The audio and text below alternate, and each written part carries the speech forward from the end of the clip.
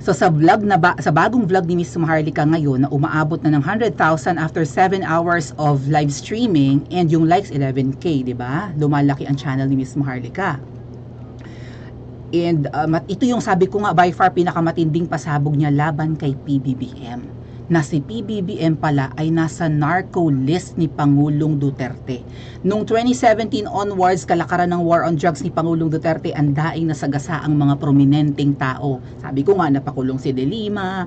Yun nga yung nabanggit nyo, yung kapatid pala ni, nung asawa ni BFF Lenlen ko, kasama din sa narco list. Maraming kasamang pangalan dyan. Pati si Heidelin Diaz, naalala nyo, yung athlete na nagwe-weightlift, umiyak yun, di ba? Kasi kasama pangalan niya sa narco list. And many, pero hindi naman daw siya talaga involved sa kalakaran ng droga. So siguro may mali din dun sa narco list. But dito po sa revelation ni Miss Maharlika kanina, si PBBM daw ay nandun. Bilang hindi ka mapapasama sa narco list kung hindi ka kilalang dealer, baka kasosyo sa negosyo, or drug lord. Kung ikaw ay user lang, like yung mga ordinaryong mamamayan, 'di ba, yung sabi nga nila ang napapatay daw sa drug war, mga mahihirap lang, yung mga addict lang daw, 'di ba? Pero yung mga ulo ng pyramid, yung mga drug lords nga po at kanilang mga kasosyo, ang kanilang mga tawag doon, yung kanilang mga traders, kung ano man, hindi natetegi bumbum ng war on drugs ni Pangulong Duterte. Pero di sa pakulong si Laylay, pero ngayon mga ate at kuya, nakalaya mga bagay na hindi natin inaasahan sa administrasyon ni Kuting. Nakalaya si Laylay, kumakalat at bumabaha na naman ang pulveron. In fact, may pumasok ng kokaina sa Pilipinas na intercept lang sa, I think, sa NAIA. So panoorin po natin ang vlog ni Miss Maharlika. Grabe ang kanyang mga revelations dito. Kayo na po ang mag-react, kayo na po ang magsabi kung ano ba ito. Is this fake news? Sasagutin kaya ito ni Senadora Amy? Sasagutin kaya ni Pangulong Duterte dahil nabanggit sina PRRD dito tsaka si kapatid ni PBBM? Sasagutin kaya ito ng Pangulo ng Pilipinas? Presidente ang binabanata ni Miss Maharlika? At sasagutin ba ito ni Queen Butod? Okay, let's listen and mag-react po tayo. Namnamin natin, alamin natin kung ano ang ibubunga nitong mga revelations na ito.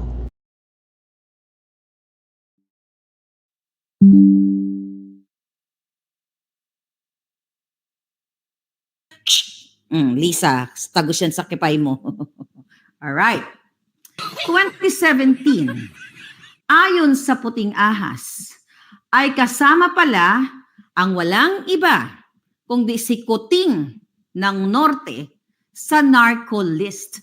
So hindi lang siya typical na pulboronic, kundi kasama siya sa narco list ayon sa ating Puting Ahas. So I challenge you, Kuting, buha ka nang inan yung lahat, sumagot kayo sa aking expose na ito ngayon.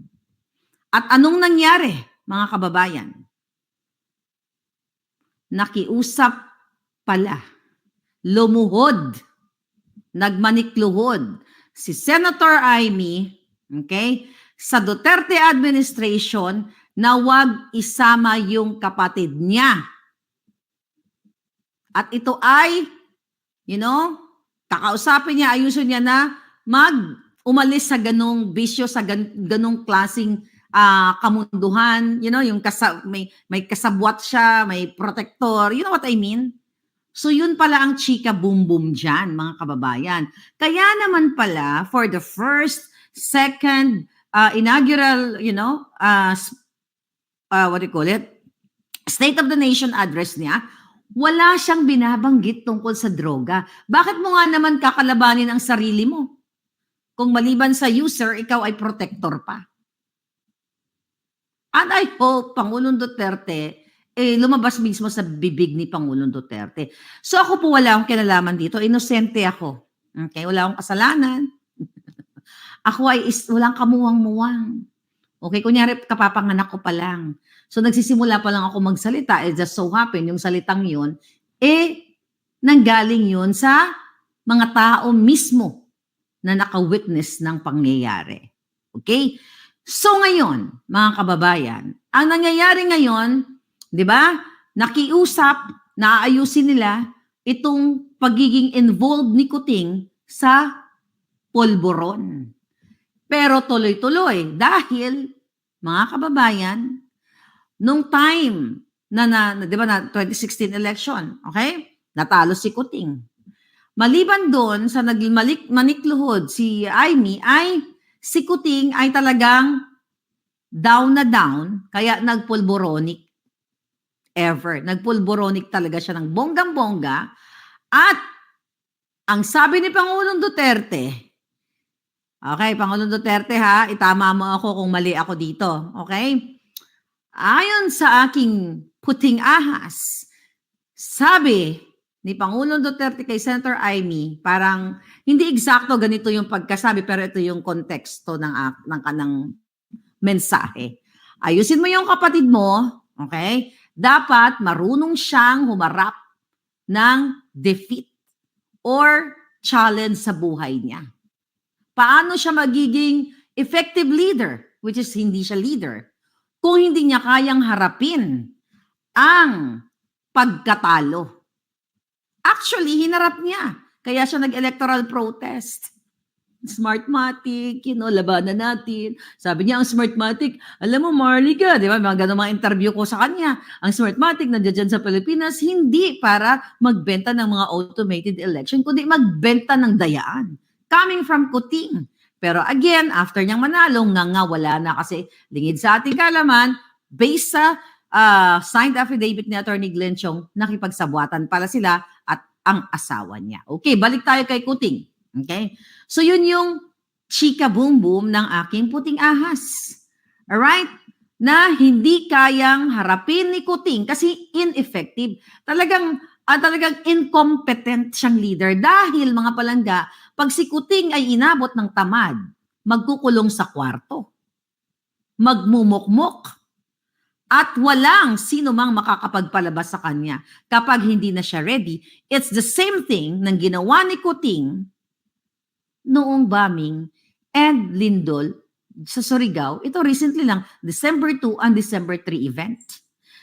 So, dahil hindi niya kayang, he is not a leader. He is a pulboronic person. Okay? Kamkamero, lahat na ng kasamaan nasa kanila. So, hindi niya kayang harapin ang problema ng bayan. Enrico, thank you. So, hindi niya kayang harapin ang problema ng bayan. Kung hindi niya kayang harapin, mga kababayan, ang sarili niyang problema. Kaya how much more ang problema ng 110 million or so Filipinos?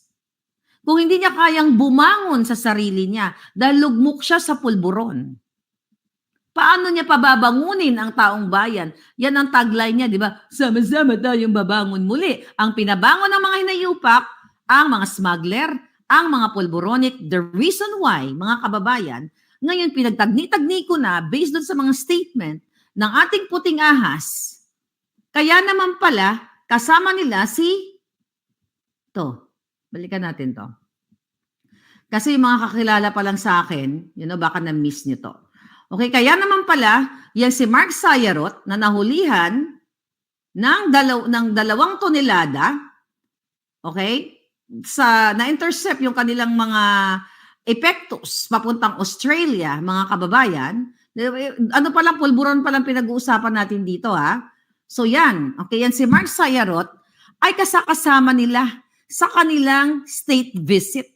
Bago na sakote yan ng PDEA at ang grupo ng mga, ating mga authorities ng hinuli yan. Na-vlog ko na yan, paulit-ulit na lang. Nire-remind ko lang kayo, the reason why pala, kaya lagi niyang bit-bit ang pulburon dealer, pulburon manufacturer. Kasi he's part of it. Okay? Mga kababayan, imagine niyo kung anong klaseng gobyerno meron tayo. Mark Anthony Sayarot. Ako ba ang nagsabi na siya ay pulboronic? Nahuli siya, nakita niyo yung mugshot. Non-bailable, pero nakakalaya dahil, sinabi ko nga sa inyo, binibigyan pa ni Kuting, ayon sa puting ahas dyan, ng PSG. Imagine niyo, sinisira na niya yung kinabukasan ng Pilipinas, kumikita sa pulburon, lahat, tapos Binibigyan pa ng PS ng security ni Lisa Ahas at ni Kuting at ni Tambaluslos. Jutang ginina palangga, luging-lugi ang Pilipino dyan. Okay. So, yan, kasama daw sa narco list si PBBM, pero paanong hindi nabanggit nung panahon ni PRRD, right? Well, dyan papasok yung pakiusap yata ni Senadora Amy na huwag isama yung kapatid niya sa i-reveal na mga pangalan or alisin talaga sa list. So may kasalanan si Senadora Amy sa atin. Bigla ko rin naalala mga ate at kuya yung interview ni Boy Abunda kay First Lady Liza Marcos, yung nakapula siya ng dress, na nasa taas lang yata ng bahay si PBBM. And sa interview na yon, katabi ni First Lady Liza yung bunso nila, si Vinny. And lagi niya sinasaway pag nagsasalita, 'di ba? And also tinuturo nga na nasa taas lang daw si PBBM pero hindi bumababa, hindi lumalabas. Hindi yata nag-hi man lang kay Boy Abunda. Basta nasa taas lang ng house nila. Hindi bumaba para mag-hi hello kay Boy Abunda during the interview. And that was just the interview kasi for the First Lady. And bakit hindi ka humaharap? Eh nag-ambisyon ka pala maging pangulo, 'di ba? So ganun pala daw ang ang habit ni PBBM. Pag hindi niya kayang harapin ang problema, magmumukmok. Eh, paano yung mga pictures niya noon na nangayayat siya na ang sabi nag 50-50 siya sa COVID, na natuyot talaga siya ng bonggang-bongga. Kasi sabi ni Miss Marlica, hindi daw yun dahil, nababanggit ko na naman yung sakit, baka ma-strike na naman ako ng YouTube. Dahil daw yun sa COVID, di ba? Pero, ayon sa sinasabi ni Miss Marlica ngayon, dahil nga sa pagkatalo sa eleksyon, ay na-depress ng gusto, kaya bumalik sa pagpupulburon. Kaya siguro siya ganun, natuyot, namayat, nahagard. Mabuti naka-recover. Tapos, Senadora Amy, pinayagan mong tumakbo ang kapatid mo. Well, siguro akala ni Senadora Amy naka-recover na, tumaba na eh. So, ano po ba sa tingin ninyo? Kung ang sinasabi ni Miss Marlica ay according sa kanyang puting ahas, si PBBM ay kasama sa narco list, nandun ang pangalan together with, 'di ba, yung mga bigating tao, mapa politiko na nagninegosyo niyan, gumagamit niyan, mapa mga narco generals. Ano kaya si PBBM sa listahang yon? Gumagamit o kasosyo? Katakot. At kung ganyan ang allegations sa presidente ng Pilipinas at ang lakas na ng loob ni Miss Marlicang sabihin na PRRD, lumabas ka, magsalita ka. Sige, kontrahin mo ang sinasabi ko kung nagsisinungaling ako. Hinaan mo niya si PRRD. Puntahan natin mamaya. And even Senadora Amy, mabigat ang allegations ni Miss Maharlika. Mabigat ang allegations na binigay sa kanya ng mga puting ahas. Pwedeng umimik si PRRD at sabihin niya, fake news yan Maharlika, hindi totoo, wala talaga sa listahan ko. Abangan natin, di ba? Pero kung ganyan ang namumuno sa atin na involved pala sa kalakaran ng pulburon, anong mangyayari sa Pilipinas? Magiging narco state na ba tayo? Lalo ngayon ramdam na eh. Tumataas ang krimen, dumarami ang mga ate at kuya, ang daing nagpapayatan ngayon. Tumataas din ang krimen. Saan papunta ang Pilipinas at kaya ba natin itong tiisin sa loob ng another 6 years? Paki-comment po sa comment section at mag-like and subscribe din po kayo.